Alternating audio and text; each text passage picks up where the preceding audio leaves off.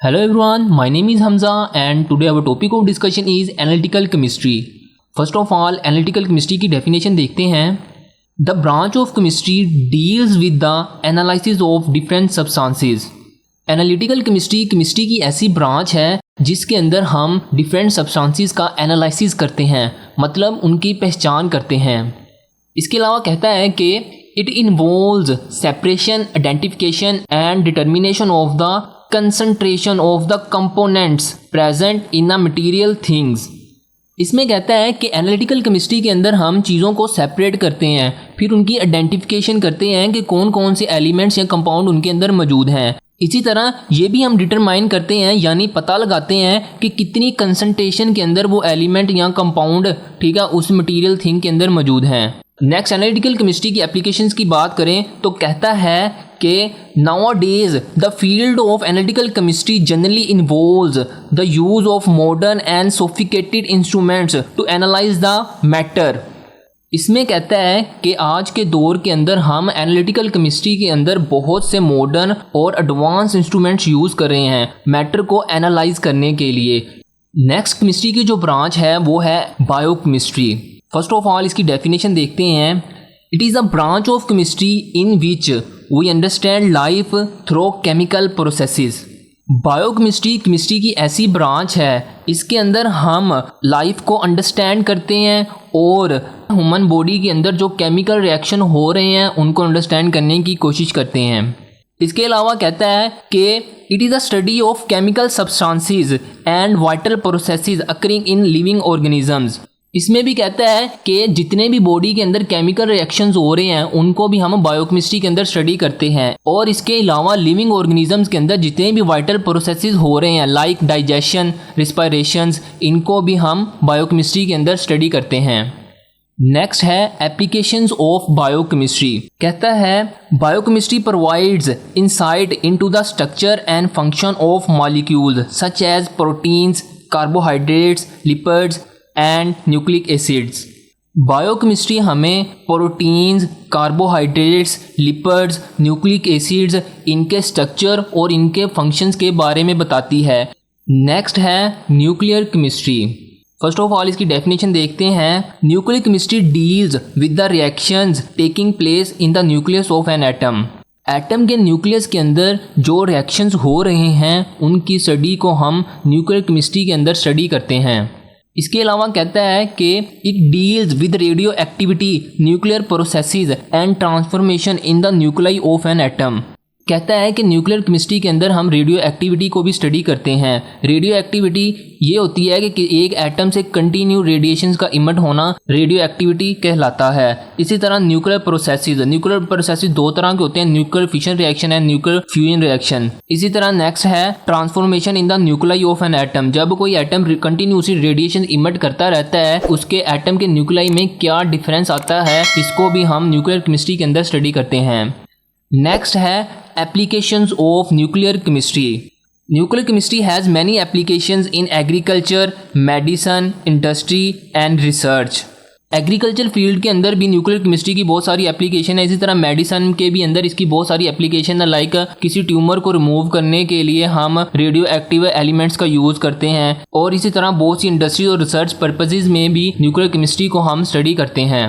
Next chemistry की जो हमारी ब्रांच है वो है polymer chemistry. First of all वो पॉलीमर को डिफाइन करता है कि पॉलीमर क्या होते हैं. Polymers are large molecules made by linking together a series of building blocks. कहता है कि पॉलीमर्स लार्ज मॉलिक्यूल्स होते हैं. ये बनते कैसे हैं? मॉलिक्यूल्स आपस में कनेक्ट होकर एक long series of long chain बना लेते हैं जिनको हम बिल्डिंग ब्लॉक का नाम देते हैं. इस तरह मॉलिक्यूल्स आपस में कनेक्ट होकर एक लार्ज मॉलिक्यूल चेन बनाते हैं जिसको हम पॉलीमर्स का नाम देते हैं. इसके अलावा कहता है कि पॉलीमर केमिस्ट्री के अंदर हम पॉलीमर्स की जो प्रॉपर्टीज़ होती हैं उनको स्टडी करते हैं, उनका स्ट्रक्चर कैसा होता है उनको स्टडी करते हैं. सिंथेसिस ऑफ पॉलीमर्स बनते कैसे हैं इनको भी हम पॉलीमर केमिस्ट्री के अंदर स्टडी करते हैं. और at the end macro molecules, macro word का मतलब है लार्ज, जितने भी लार्ज मॉलिक्यूल्स होते हैं उनको भी हम पॉलीमर केमिस्ट्री के अंदर स्टडी करते हैं. नेक्स्ट है एप्लीकेशंस ऑफ पॉलीमर केमिस्ट्री. इसकी एप्लीकेशन में ये बताता है कि लिविंग ऑर्गेनिज्म के अंदर बहुत से नेचुरली अक्रिंग पॉलीमर्स पाए जाते हैं। वो कौन कौन से हैं? प्रोटीन्स, सेलुलोज, न्यूक्लिक एसिड, ये सारे के सारे नेचुरली अक्रिंग पॉलीमर्स हैं जो कि लिविंग ऑर्गेनिज्म के अंदर पाए जाते हैं। इन सारे मॉलिक्यूल्स को भी हम पॉलीमर केमिस्ट्री के अंदर स्टडी करते हैं। नेक्स्ट केमिस्ट्री की जो ब्रांच है वो है जियोकेमिस्ट्री। फर्स्ट ऑफ ऑल इसकी डेफिनेशन देखते हैं। The study of chemical composition of earth, it's sources and minerals is called geochemistry.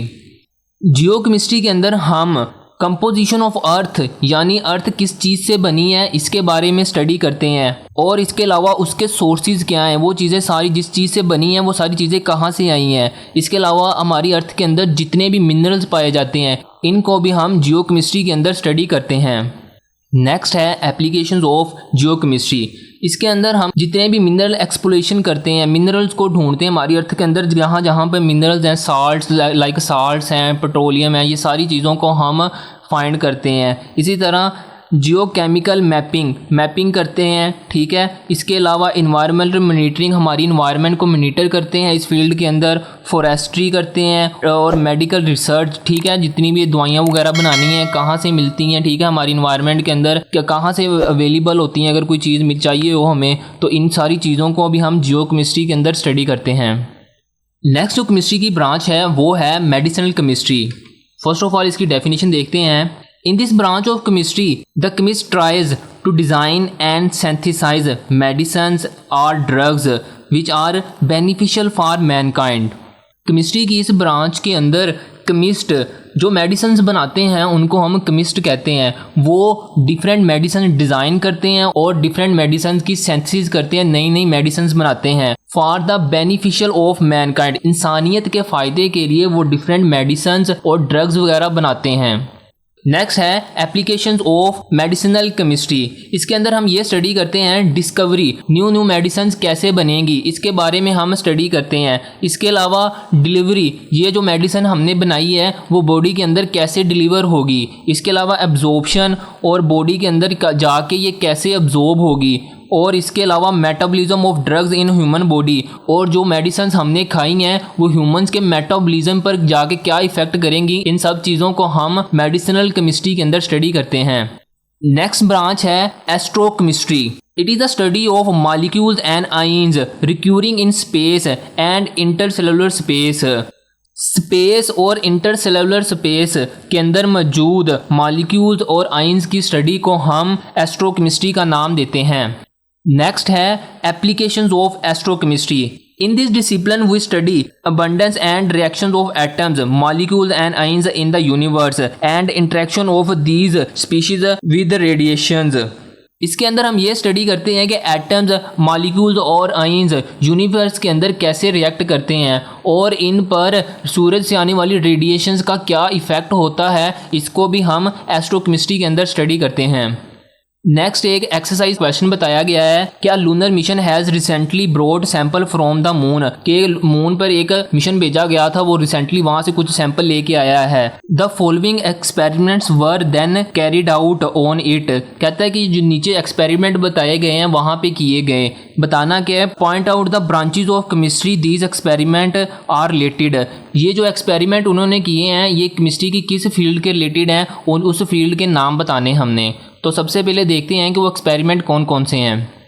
जो फर्स्ट एक्सपेरिमेंट किया उन्होंने वो है डिटरमाइनिंग इट्स कंपोजिशन। सेकंड था studying the physical properties of material it's contain. Third experiment किया है वो है carrying out chemical reaction with usual inorganic reagents. अब हम इसकी ब्रांचेस के बारे में देखते हैं कि ये एक्सपेरिमेंट केमिस्ट्री की किस फील्ड के रिलेटेड हैं। तो डिटरमाइनिंग इट्स कंपोजिशन, इसको हम एनालिटिकल केमिस्ट्री के अंदर स्टडी करते हैं। Next studying physical properties of matter it's contain. Physical properties को स्टडी हम फिजिकल केमिस्ट्री के अंदर करते हैं। इसी तरह chemical reaction with usual inorganic reagents, जितने भी इनऑर्गेनिक रिएजेंट्स होते हैं इनको हम इनऑर्गेनिक केमिस्ट्री के अंदर स्टडी करते हैं। So friends, this is all about branches of chemistry. Video अच्छा लगा हो तो वीडियो को लाइक और चैनल को सब्सक्राइब जरूर करना। मिलते हैं नेक्स्ट वीडियो में, तब तक के लिए अल्लाह हाफिज़।